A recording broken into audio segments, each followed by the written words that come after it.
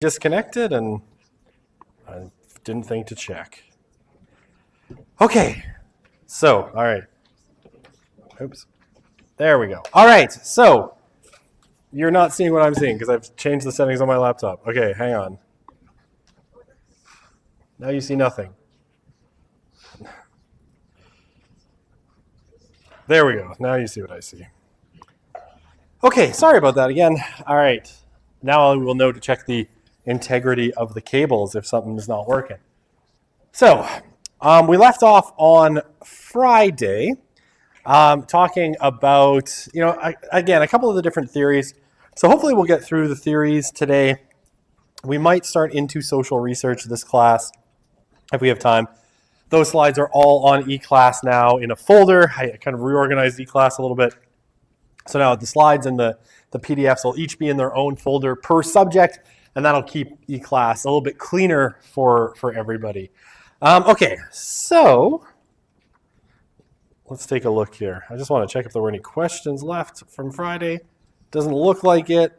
Okay, so we ended off, we were talking about social interactionism, or symbolic interactionism on Friday, which is this school of sociology where essentially, what the interest is really looking at how people interact with the society, right? With the symbols and the structures that are made meaningful by social activity in that society, right? So symbolic interactionism and its subdiscipline of social constructionism have this kind of taken for granted assumption that, there's this kind of two-way effect, right? The society you're born into shapes you, and you in turn as an individual get to shape that society.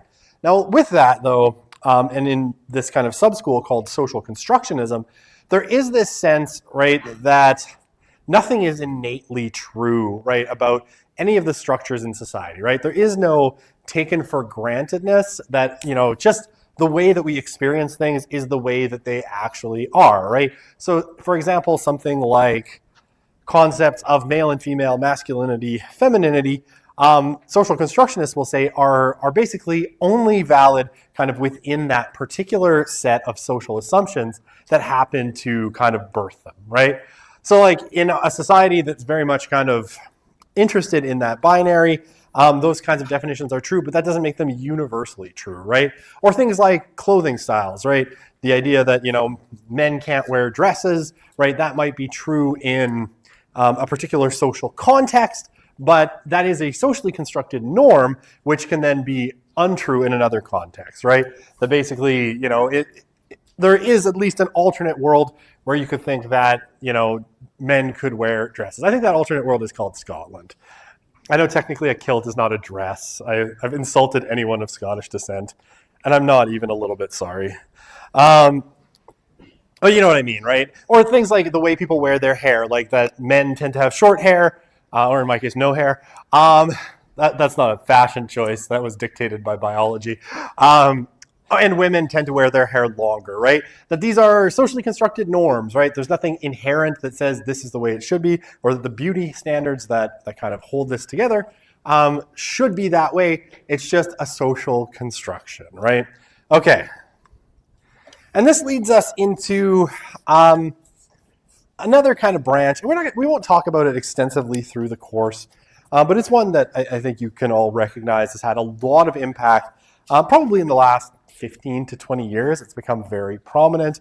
And queer theory, in a sense, takes parts of kind of that post-structuralist, postmodern thinking and social constructionism and kind of blends them together, right, to make a new kind of theory. And queer theory, at its core, is not necessarily difficult to understand.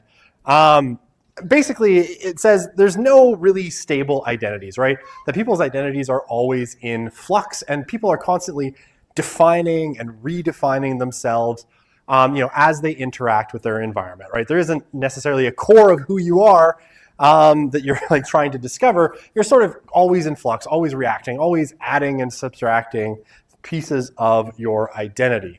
Now, one of the things it says is that, and I mentioned this when we talked about post-structuralism, is that a lot of what kind of modern rationalist societies have done is try to lock people into binaries, right? Where basically, because everything has to be labeled, everything has to be kind of made sense of almost in a scientific way. And this ends up in kind of these very kind of black and white binary kind of systems of thinking, right? So queer theorists will say things like, excuse me, I'm about to sneeze, which I'm sure would sound great in the microphone. Male and female, gay and lesbian, right, are basically labels that people will often adopt, right? But they're labels that neither, according to queer theorists, capture the whole kind of spectrum of possible sexualities or identities. And they tend to kind of lock people into this binary to preclude all of those other things kind of along the spectrum, right? So, right, I mean, I think this graphic is a few years old now. I think there's a more updated one, but every year I'm like, I should go find the more updated one, and every year I forget until I'm standing here talking about it. But here, right, what you have is the genderbred person. I was going to say gingerbread person, genderbred person. And basically, this is kind of a good distillation of the way that kind of queer theory problematizes some of the concepts of gender that have been kind of inherent, say, in kind of Western society, right? So between man and woman, right, on this top bar, there's a whole spectrum. At the middle, it has gender queer, but there could be sort of a panoply of things between these two poles in queer theory. Gender expression, masculine, feminine, and a whole bunch of things in between. Biological sex, male, female, intersex, right? A whole bunch of things in between as well. And then sexual orientation, right? Everything between heterosexuality and homosexuality, and a bunch of things in the middle as well, right?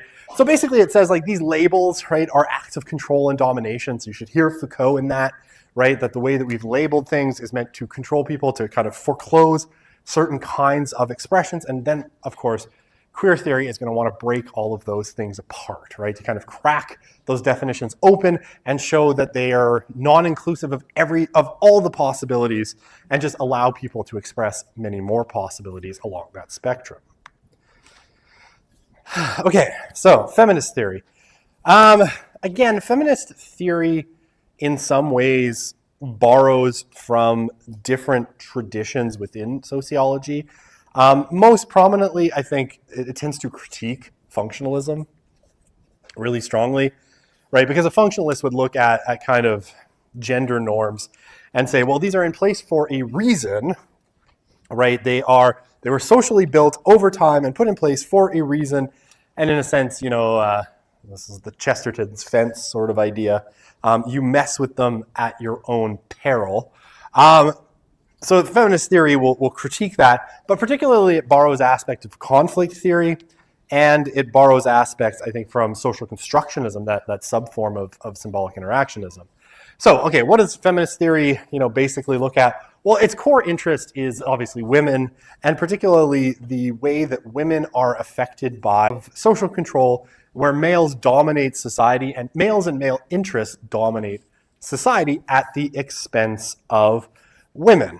Okay, so, male domination of female and female subordination. What feminists will say typically, and especially in this conflict theory, right, it's like there's a conflict between male and female, right? Males and females are in this kind of social conflict, constantly trying to vie for power. And basically, what they'll say is, it's not determined by biological necessity, right? It's not because women are smaller on average and women have babies that this is there, but it's based on the fact that men want to control power in society. They've created the structures that support that power and the social conventions, right? And think here of like hegemony, social hegemony, this idea from Gramsci, right? They've created a set of ideas taken as common sense that feminists will call the patriarchy, that this is the way the world should be ordered. And then, of course, they critique that, right? They'll also say, right, gender is constructed because of the way that we kind of think of gender is constructed specifically because of the way boys and girls are treated as children, right? So we'll talk about socialization a bit later in the course, but they point to socialization, the way that we kind of train people up into being human beings and social subjects as the locus of where these concepts of male and female are reinforced over time, right? And the domination of females by males. Yeah, and I mean, so they'll, feminists broadly are interested in looking at the way that patriarchy operates both at the micro level, right? So in those microstructures, you interacting with your parents, your romantic partners, your teachers, your, daycare workers, people on the street, people you meet at the bar, right? How does patriarchy shape those things? And then at the macro level, right, institutionally, how are these things, how does this shape the lives of people? So for instance, one of the things that feminists are always really concerned about is the way that males and females are tracked into different educational and career paths, with females more likely to end up in, things like teaching, nursing, and social work, and men more likely to end up in the STEM fields, right, science, technology, engineering, and math. Okay, so right, that's a macro structure, the education system, and then the economy, right? These are these big structures that feminists will say are dominated by the patriarchy and serve the interests of men.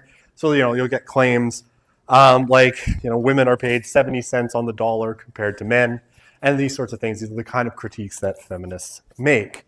And feminists definitely think, existing patterns of gender inequality can, right? Because they're socially constructed, they can be changed, and they should be changed so that, society is more equal and everybody gets an equal opportunity. Okay, this is just a little video that was done by the BBC a few years ago, and I think it does a good job of kind of encapsulating this feminist view of the world. So I will play it for you. And it is 3 minutes, relatively short.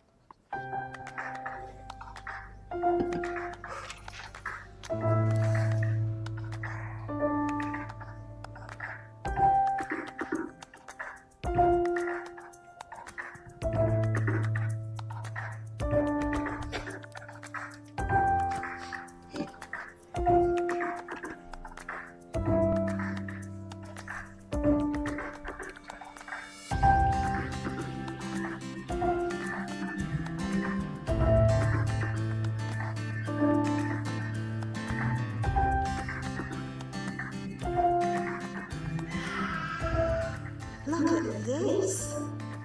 Look at this. You like a dolly? She'll go for a dolly. There we go. You're a good little girl, aren't you, Sophie? Look, what does this say? Sweet dreams. Sweet dreams. Ooh, look at this, Sophie.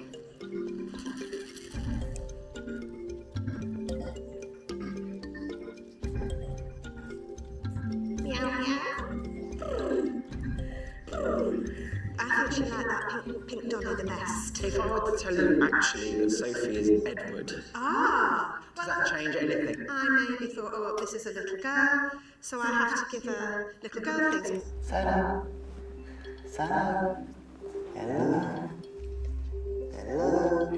Come on. What's this one? What's that one do? Is that a robot? What about this? You like that one? What does this one do? Oliver.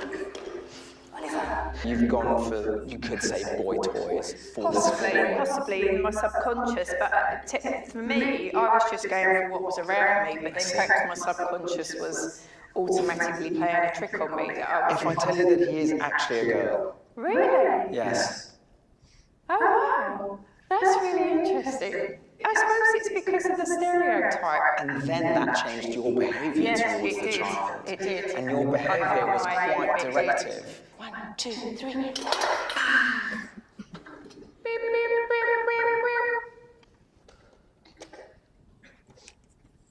Do you want to see my robot? She's picked up the robot, the car, the puzzle game, and I think she's been much more physical in handling the child than the others have been with girls.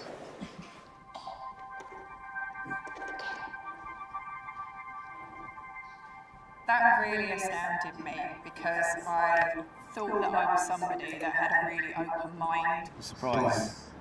So I automatically went for the pink fluffy toy because it was a girl, so So there's all sort of stereotyping. I've always thought I was rather more open-minded than that, and I would think, these are children's toys, whatever the gender. It will make me think the next time I'm with a child, so my niece or my nephew, to make sure that I am actually being sort of fair and equal with all of them, and just giving each child. Okay, so you get the idea, right? Like, this is a social experiment kind of. There's all sorts of flaws with this, by the way. So I would caution, like, don't take this as definitive proof or anything like that. In that, like, we have no way of knowing because they don't show us what the person's baseline is, right? Like, what would they naturally do with any child that they played with, and would they change the behavior if you had a different child in the opposite dress? You have one person playing with one child they assume is one gender. There's a bunch of problems with this. So I wouldn't take it as too definitive, and lab type experiments like this are very artificial, and they don't always show us a good baseline of what's going on. Which is why sociologists don't really do these kinds of lab experiments. Anyway, that said, that is the feminist argument in a nutshell, right? That girls and boys are affected in their social development and their socialization by the way adults treat them. And this is deeply kind of shaped by social structures that are kind of deep within the society, right? And so you have to change them very deliberately in order to get different results, right? If you want more women in STEM fields, you need to change, like, right from birth, how people kind of handle and play with girls, because it's in those things that they learn the behaviors that they're supposed to have as adults, right? So girls will be more cuddly and play with dolls and stuff because that's what they were trained to do by adults. Boys will be more kinetic and play with trucks and spatial things because that's what the adults in their lives sort of did with them when they were little. And that's the kind of argument. No, don't play it again. Sorry. The BBC at its best is like slightly intolerable. I just want to make sure there's no questions. Okay, good still. Okay, no, don't play it again. All right, so modern feminism. Really, feminism sort of finds it had been around for a long time, right? You had a sort of feminist movement, going back to the end of the 19th century that was concerned with things like women's suffrage. This sort of branch of feminism, right, that you might call critical feminism, really sort of makes its big appearance in the 1960s, but specifically more like at the end of the 1960s, around 1968. So you get the rise of the modern women's movement, right? Things like birth control is legalized in the United States in 1962, right? The birth control pill. And it kind of blows open, the way that people had been in society, because it suddenly kind of changes, it allows women to control kind of their reproduction in ways that hadn't been possible before, right? So then you get a real push in kind of feminism. It merges with kind of conflict theory, and then you get a really kind of concerted shift, and it becomes a major kind of school in sociology, basically from the 1960s forward, right? So it says exactly what that video said. The main source of gender inequality is the difference in the way boys and girls are raised. Barriers to equal opportunity education, paid work, and politics, the unequal division of domestic responsibilities between men and women, right? All of these kind of things that are deeply kind of socially structured. Okay, so we're getting kind of close to our end in terms of this, concepts and theories. So, kind of to put maybe a little bit of shoe leather on all of this, the kind of we have an example here. They do this in textbook as well, but basically how each school would treat a particular social phenomenon, right? So in this example, kind of what we're going to go through is how each of these schools kind of would talk about the fashion cycle, right? Or the way that, capitalism is constantly generating fashions, right? Fashions are highly gendered. And basically, like, what is the role of fashion and the fashion cycle in, a modern society? Okay, so functionalism. Functionalism first, right?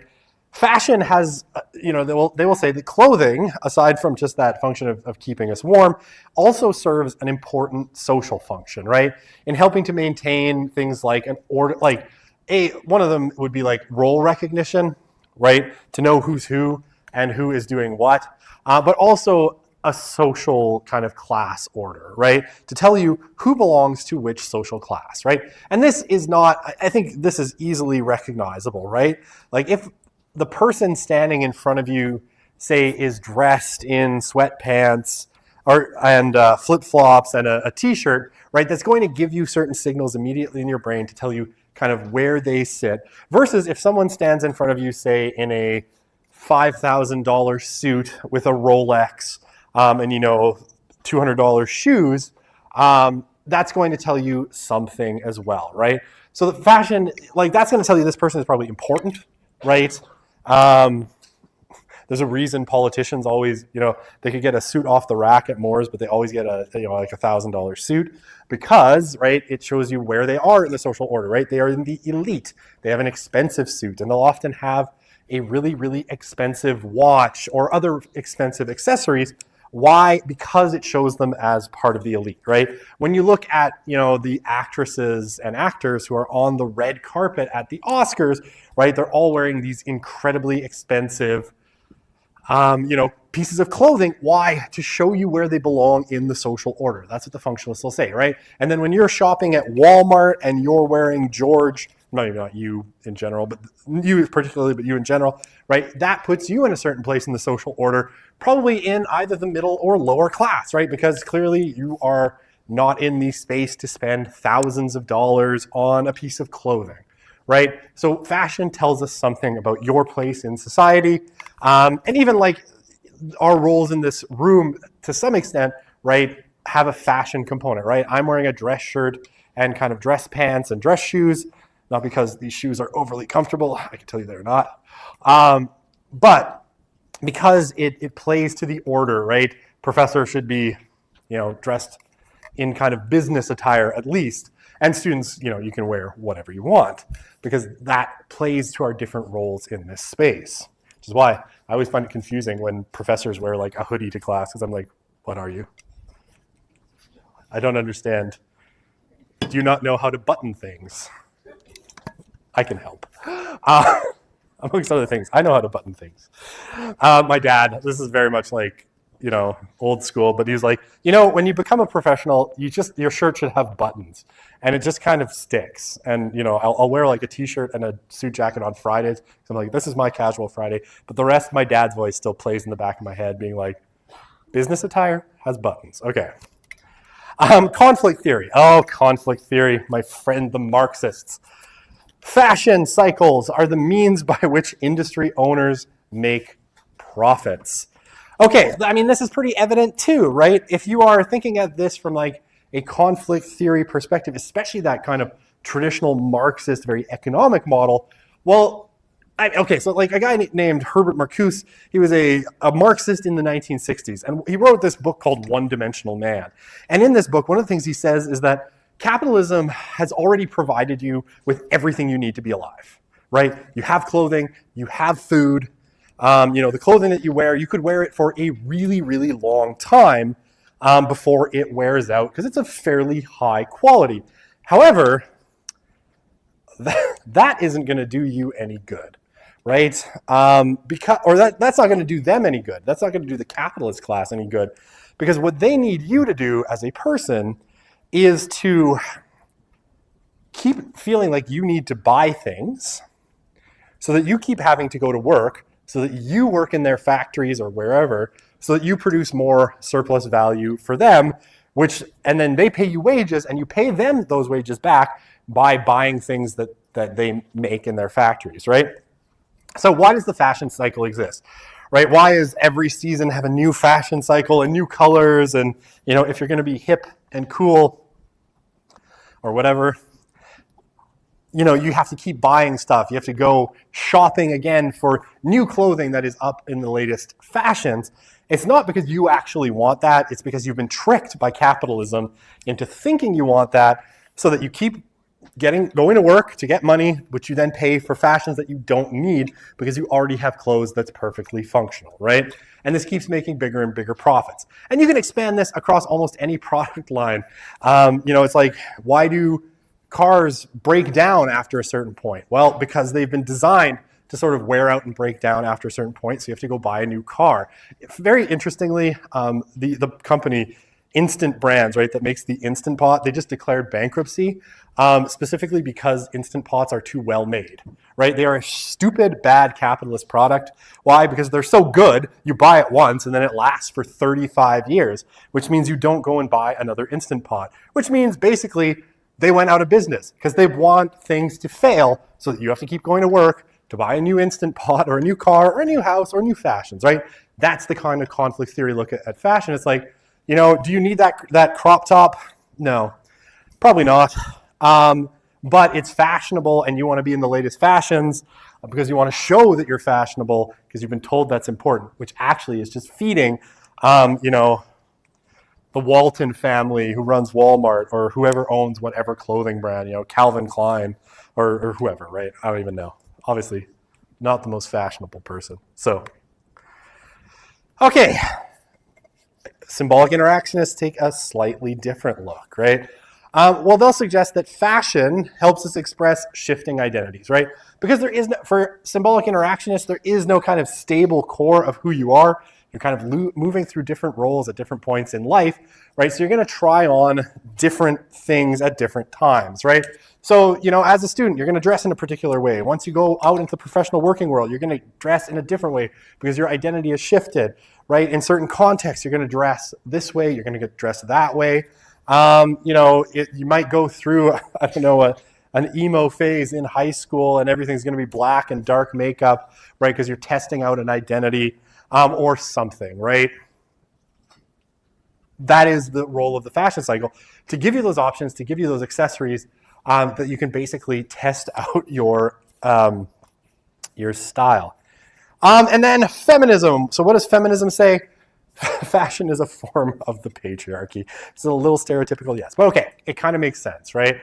Look at it from a feminist perspective. Men's fashions are much more stable and conservative than women's fashions, right?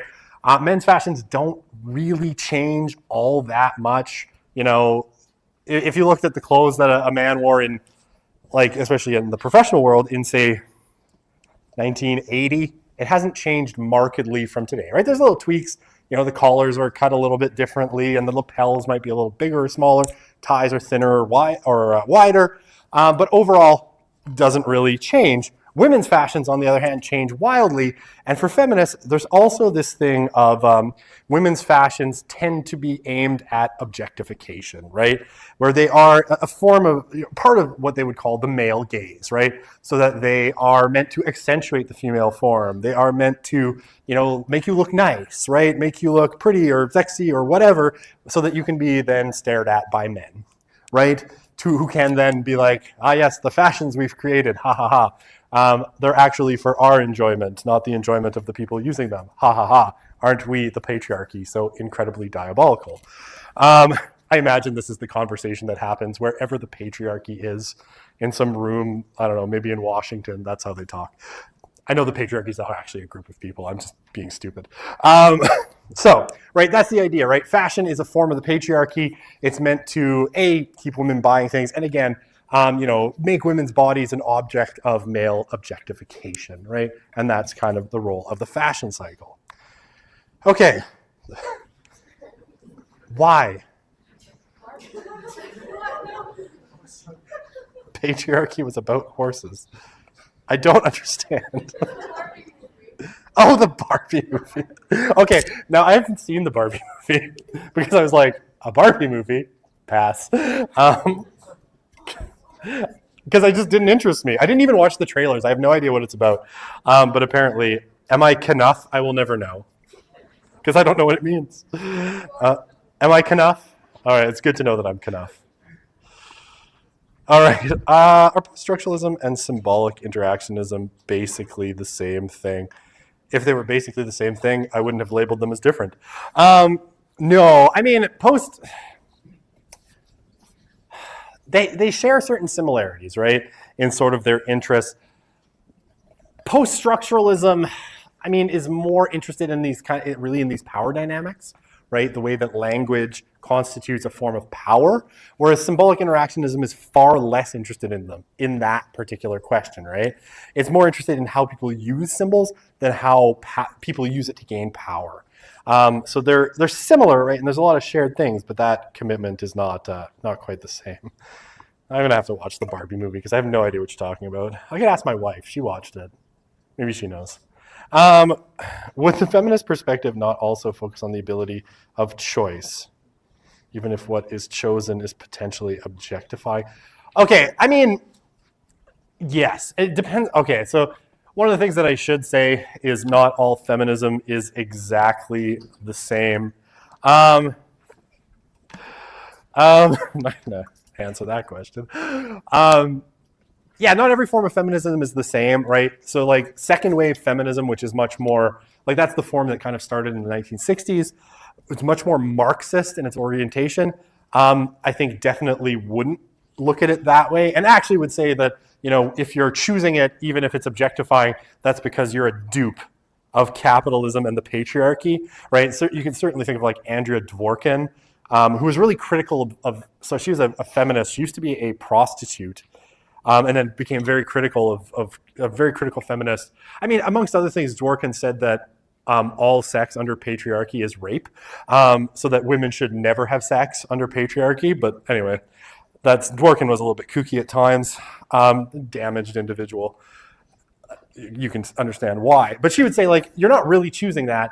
You've been programmed by the patriarchy into saying you choose that. So, like, I mean, I'm not saying that this is what you're saying, but this is kind of akin to an argument in feminism that, like, you know, sex work is work and it's a valid form of work, you know, as long as you're choosing it kind of your own free will, right? If you want to do an OnlyFans or, you know, you want to, you know, be an escort, that's your choice. And as long as you're doing it freely, that's okay. That's more of a third wave feminist argument. A second wave feminist argument would be like, no, that's terrible. Why?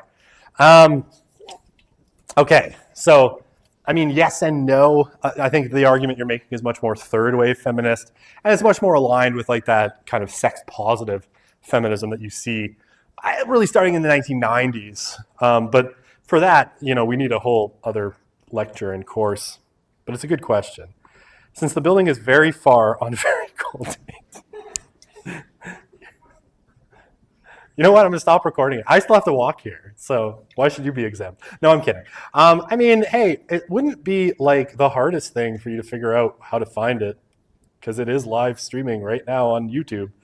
So if you could figure it out, I'm not going to make it easy for you, but it is there. It's not going to make it hard for you either. It's actually pretty simple. If you've used YouTube before, I think you could figure this out. Thankfully, because of the fashion cycle, I have many jackets. I'm all good. Okay, let's see if we can. How much time do we have? We have 6 minutes. Let's see if we can finish off concepts and theories here in the next 6 minutes, and then we'll move on to something else next class. You guys are a lot of fun, actually. Thank you. Okay, so each type of sociology, right, offers a different explanation of, say, a phenomenon like the fashion cycle. A lot of times, we as sociologists, I include myself, because I'm definitely a functionalist, and I think Marxism is stupid. In some senses, I say that. I just don't like it, and I don't think it's a good enough explanation, especially in its classical form. All these schools, though, offer us different things, and siloing ourselves into one sometimes cuts off what the other ones offer, right? But yeah, between all of them, they're making to kind of look under what we take for granted in society and give us new ways about thinking about phenomena, And that's what we'll be doing kind of for the rest of the course, right? Especially after the first midterm, we're going to get into all sorts of like mini topics, right? So like deviance and crime, globalization, and a whole bunch of other stuff that we can talk about, right? It's all in the syllabus. Okay. So what's going on now? And this is kind of the era that we'll be talking about in lots of ways as we go forward. We're in a moment that's now kind of being referred to as the post-industrial revolution, right? In that in the West in particular, you know, we're moving away from manufacturing things to service industries, right? Increasingly, I think it's like 80% of the population in Canada, or probably even more, is now involved not in agriculture or manufacturing, or the building trades or mining and extraction, but in service industries, right? So we provide services like teaching, like engineering, like software design, like retail, like food services, hospitality, all that stuff. The bulk of the economy is there, right? And that has big consequences on human activity, right? As we move away from making stuff and we ship that off to other parts of the world, we're in now this post-industrial revolution in the West where fewer and fewer people are actually involved in the building of things. Okay, so the kind of world we live in now, right? At the beginning, I guess, in the first quarter, I guess, of the 21st century, we have a growing trend of social diversity.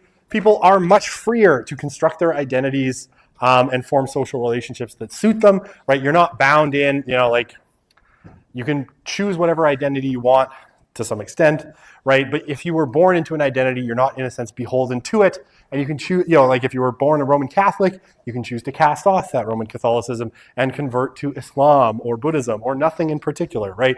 Identities are much more fungible than they were in the past. And people are freer, through kind of the internet and global communications to, the international migration, acceptance of sexual diversity and family forms, because you have more options, right? You have more things you can draw on, and there's more identities that you can kind of take on. Okay, but there are some constraints, and the fashion cycle kind of suggests that, right? There's a strong push towards conformity, right? In some spheres of life, right? Consumerism, you're supposed to buy. There's a limited range of things you can buy. There's a limited range of ideas that you can sort of legitimately adopt in some ways, and this is being increasingly policed by governments and, technology companies. Technologies do a bunch of things, right? They tell a bunch of powerful companies and government agencies a lot of things about us, and that, in a sense, actually encourages conformist behavior, right? And we're all told, we should buy certain things, do certain things, live in certain ways. There's a risk of cultural consumption largely influenced by profit-driven American-owned corporations. And there's a risk of loss of cultural diversity, especially in the media sphere, where people all over the world are watching the same content, right? Are we losing kind of the distinctiveness of different cultures? That was that. I will read those comments, and then while I do that, feel free to leave. Because it's 2 minutes too, and I'm done my slides. Slido will not load. An example is Toyota, which sells and discontinues product based on market demand, or am I just confusing some terms? On market demand, or because they want people to buy new things, right? They want the new type of thing. Don't most companies run on Marxism in the sense everyone's after big profits? Well, I see that it's a continuation. The Marxists would say, yeah, that's how capitalism runs. Everybody's after big profits, which is why the world is such a terrible place, according to Marxists. All right, we'll see you on Wednesday, at which point we will start research, talking about social research.